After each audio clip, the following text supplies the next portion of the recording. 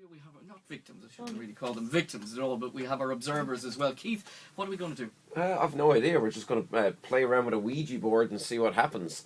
So, will we get into it? We'll get into it, let's go. Okay, well, my inspiration for this came from actually W.B. Yeats. People wouldn't realise that, besides learning about Yeats in school, I'm in my mid-30s now, I learned some Yeats stuff in school. People wouldn't realise he was big into the occult, big into seances, and big into Ouija boards. So here's Ouija boards generally, I suppose, are used to contact people on the other side. And that's what we're going to try and do right now. And there's no trickery involved in what we're about to do. I mean, really, truly, there's not. It may work, it may not work. But what we've got here is, we've got a champagne glass. You can have a look at that. We've also got a kind of a school bell. You can check that out. Make sure there's no magnets in it. Make sure there's, play with the little, I don't know what you call this thing that hangs down that makes the noise, do you? The clanger. The clanger. Okay, yeah. You can have a look at the clanger or whatever. Make sure there's no strings or anything. You can have a look at the Ouija board as well if you want, but just be careful because the glass is not attached to it, so the glass might slide off. It's a big wooden Ouija board with the letters A to Z on it, and so on, and a cross on the back just for good measure. So here's first of all, what needs to happen is the glass needs to find the board. Now, as I said, this is going to happen on a kind of a subconscious level, if you like. So we've got a dictionary, a kids' school dictionary. Examine the dictionary for me, please. And we'll start with this with you, if that's okay. But make sure all the words are different. Make sure the dictionary hasn't been tampered with. Mm-hmm. And are you happy with the dictionary? Yeah, it's perfect. Yeah? Okay, so here's what we'll do. Look, I'm going to flip through this dictionary, and anytime you want, you can say stop, okay? And make sure I stop kind of exactly where you say. Stop. Okay, I'm looking away. Look at the first word at the top, the index word, whatever that is. Mm-hmm. Got it? Mm-hmm. Okay, dictionary gone. Are you happy I stopped where you said, and you're happy that was a free choice of yours, yes? Yeah. Now, there is no way that I could know what that word is, and truly I don't know, okay? So I want you to take the bell, take the school bell, mm-hmm. and in your mind, hold the bell very steady if you can by your fingertips, holding it down like this. Yeah, just like that. Perfect. Okay, by the top maybe like that. Try your best not to drop it. She's shaking a little bit. I have a very shaky hand anyway, sorry. So, but just try not to drop it. And in your mind, whenever you want, out loud, you can just ask, is there a spirit present? Now, very often a spirit will make themselves known by ringing the bell. Okay? So, whenever you want, just ask. Okay. Is there a spirit present? Now, was that you that shook that? Did you shake that? No. You didn't shake the bell? No. Okay, now, some people here might be skeptical of the bell ringing. So, you've got a word in mind. So if there's a spirit present, I want you to move this glass and tell us what the word is. It's quite simple. The glass will find the board and the glass will start to spell out the word. Concentrate on the first letter. There's an S. Is there an S? Is S the first letter? Yeah. It really is. T, the second letter, yes. A. Mm-hmm. Good. T. Mm-hmm. U. Yeah. E. Statue. Was that the word you had in mind? Yeah, it really was the word you had in mind, right? But let's take this one step further. What was your name? Jenny. Hold the bell. Just keep holding the bell. Because some people, you might be skeptical of the bell. And some people might think the bell is tricked in some way or so on. So the bell is not tricked in any way. I want you to hold the bell at the top like this for me. And Jenny, in your mind, or actually out loud, I want you to just ask the bell. I want you to think of somebody you know has passed away. Somebody that you know has passed away. And when Houdini passed on, he gave his wife Bess a code word that she knew if she heard from the other side through a Ouija board, if she heard this code word, that she would know for sure it was him. So I want you to think of somebody who's passed away and a code word.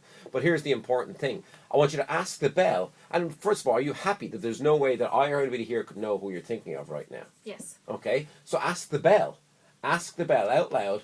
Are you a man or a woman? If the bell rings twice, it will represent a man. If the bell only rings once, it will be a woman. Let me repeat that so people at home listening can figure this out. Twice a man, once for a woman, okay? So now ask the bell, is this a man or a woman? Are you a man or a woman? So that's a man. Is this person a man? Yes. This is a man, okay? So you're thinking of a man. I want you to ask the bell, is this person young or old? If it's a young person, the bell will only ring once. In other words, if this person passed away before their time, let's say young being less than 60, older being obviously older than 60, okay? Yes would be one, no would be twice. So ask it, is this person young? Is this person young or old? Well, young would be once, old would be twice. So this person is young, is that correct? Younger than 60? No. No. Well, that's No, it's okay. wrong. Sometimes the spirits. But look, just leave the bell down for a second because we're going to get into this now. I want you to concentrate on the person's name. So the person was older than 60. This is interesting. This person was related to you. I also sense a very. This person was almost like a carer in the family. He is telling me now that he was a very devoted father, and he was kind of I can also sense that he was never one to lose an argument. He was not an argumentative person, but a very determined character. That's coming through from him. He's also going on and on about some kind of an injury that he had, an accident that he had a number of years before he passed. Now, there's a name coming through, and I'm going to start spelling it, concentrate on the glass on the Ouija board, okay? There's a name coming through for this person, and be honest if this is correct or not. Here we go. Okay, the glass stopped over a D. Is there a D in his name? Yes. Yeah. Yep. An A? Yes. Hang on. Okay, the glass has stopped. Look at me. Focus on this person now. Yes, I sense this person you were really bonded to, and he also tells me that he had a scar under his left knee that you wouldn't know about. But if you ask your mother, somebody who knew him very well, she will understand what this scar means. And this would be, I can see him now with his dark hair and a kind of a muscular, broad sense. This is Danny? Yeah, that's correct. Who's Danny? My granddad. Your granddad. Yeah. Interesting. Okay, so Danny. So he felt more like a youthful soul, and that's probably why he rang the bell once that time. That'd be right. Yeah, because he kind of had a spring and a step before he passed. But now, if we were to think of a code word, I mean, you could have thought of any code word in the world. Is that correct? Yes. Okay, I'm going to write down something first to make sure that I'm kind of committed before we do this. Focus on the code word for me. Focus on the code word. Yeah, good. I'm going to write down... Yeah, he was the type of person, I would say, that he liked to travel or was well travelled. Does that make sense to you? Yes. Yeah, as opposed to like my grandparents never left the country. They didn't even have a passport. But I'm going to write down a word. I'm going to show it to Eoin first, okay?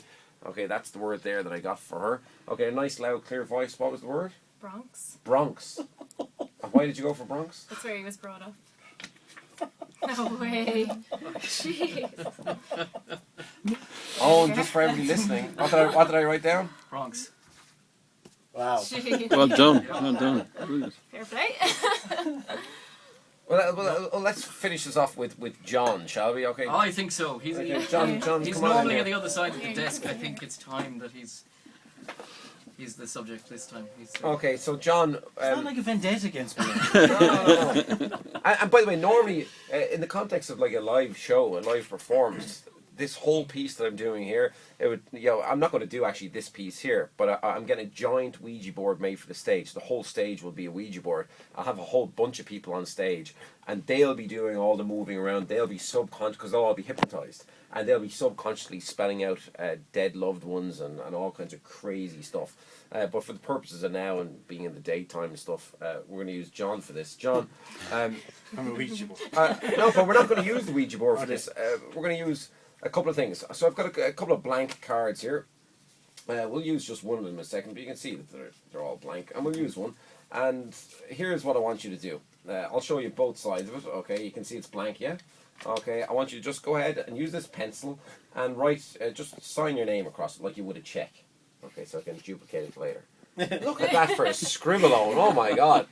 Okay, so we're going to use this blank card for this. We'll fold it in half. Okay, and your signature on it, so we can't swap it or change. Is that fair? Everybody happy that's fair? Yeah. Yeah? Absolutely. Now, this is my grandfather's handkerchief. And you'll all be probably more than aware, my grandfather passed away in bad circumstances a couple of years ago. This really is his hanky. You can see it's a hanky I would never use myself. It's a kind of a plaid, is that what you call it? No, Paisley hanky. This is his hanky.